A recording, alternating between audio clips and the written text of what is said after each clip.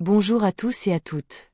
Ceci est un résumé clair et structuré de Breaking the Habit of Being Yourself, rompre avec soi-même en français, de Joe Dispenza. Idée centrale. Joe Dispenza explique que nous sommes souvent prisonniers d'un cycle répétitif où nos pensées, émotions et habitudes créent toujours la même réalité. En changeant consciemment notre manière de penser et de ressentir, nous pouvons littéralement reprogrammer notre cerveau et notre corps pour créer une nouvelle version de nous-mêmes.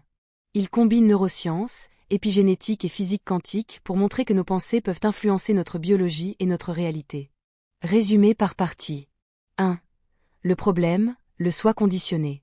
Nos pensées créent des émotions, et nos émotions entretiennent nos pensées. Ce cercle nous maintient dans un même état d'être. Le cerveau enregistre ces schémas comme des autoroutes neuronales automatiques. Même nos gènes peuvent être activés ou désactivés par notre environnement interne, émotions, stress, etc. Si nous ne changeons pas nos pensées et sentiments, notre futur sera une copie de notre passé. 2. La science du changement. Neuroplasticité, le cerveau peut se reconfigurer à tout âge. Épigénétique, notre expression génétique change en fonction de notre état d'esprit. Physique quantique, au niveau subatomique, les choses existent en potentiel. Notre attention et notre intention influencent ce qui se manifeste. Pour changer notre vie, il faut penser au-delà de notre environnement et de nos habitudes actuelles. 3. La solution, créer un nouvel état d'être. Passer de l'inconscient, réaction automatique, au conscient, choix délibéré. Rompre l'association entre souvenirs émotionnels et pensées répétitives. Changer ses pensées avant que les circonstances extérieures ne changent. Incarner émotionnellement le futur désiré comme si c'était déjà réel. 4. Méthode pratique. Joe Dispenza propose un processus de méditation en 4 étapes principales. 1. Prendre conscience, observer ses pensées automatiques et habitudes sans jugement. 2. Désactiver l'ancien soi, arrêter d'alimenter les pensées, émotions liées à l'ancienne identité. 3. Créer la nouvelle vision, imaginer avec clarté le futur désiré. 4. Vivre comme si, ressentir dès maintenant les émotions associées à ce futur, gratitude, liberté, confiance. Message clé. Pour devenir quelqu'un d'autre, il faut penser, ressentir et agir comme si nous étions déjà cette personne, avant même que la réalité extérieure ne le prouve.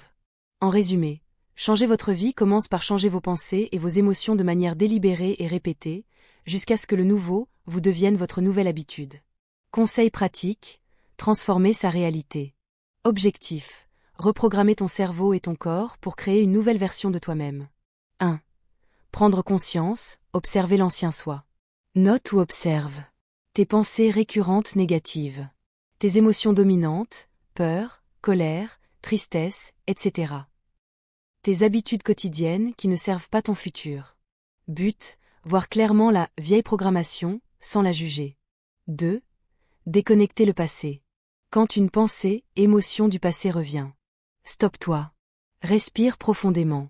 Rappelle-toi, ce n'est qu'un programme, pas moi. Petit à petit, tu réduis l'énergie que ton cerveau donne à l'ancien schéma. 3. Concevoir le nouveau soi. Écris qui tu veux être. Qualité, confiance, sérénité, générosité. Comportement, plus d'action, moins de procrastination. Objectifs concrets, carrière, santé, relations. Crée une image mentale claire de ce futur toi. 4. Vivre comme si. Pendant tes méditations ou moments calmes. Ferme les yeux et visualise ta vie idéale comme si elle existait déjà. Ressens les émotions comme si c'était réel, gratitude, joie, fierté. Plus tu ressens fort, plus ton cerveau croit que c'est la réalité. 5. Répéter et incarner. Agis chaque jour selon le nouveau toi. Si tu retombes dans l'ancien schéma, reprends à l'étape 1. La répétition crée de nouvelles connexions neuronales, cela devient ton nouveau normal. Phrase clé à se rappeler. Si tu veux une nouvelle vie, tu dois d'abord devenir la personne qui la vit.